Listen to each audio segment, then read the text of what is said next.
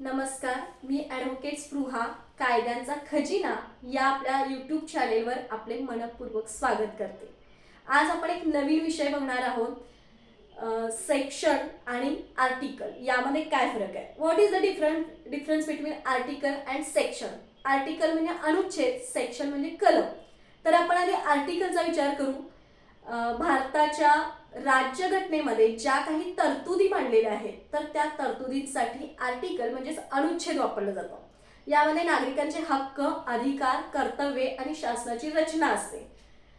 तसेच यामध्ये आपल्याला वेगवेगळं बघता येईल की आर्टिकल 14 कायद्यापुढील समानता। प्रत्येक व्यक्ती ही कायद्यापुढे समान आहे, प्रत्येक व्यक्तीसाठी कायदा समान आहे। दुसरा भाग आहे सेक्शनचा। तर सेक्शन म्हणजे कलम। भारतातील संसदेने किंवा विधिमंडळाने तयार केलेले जे कायदे असतात त्या कायद्यातील तरतुदींसाठी सेक्शन वापरलं जातं, कलम वापरलं जातं।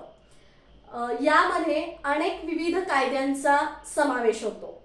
फॉर एक्झाम्पल, आत्ताच नव्याने आलेला BNS भारतीय न्याय संहिता 2023 मधला हा कायदा आणि या कायद्यानुसार सेक्शन म्हणजे कलम 103 मध्ये खुण्याची तरतूद दिली आहे।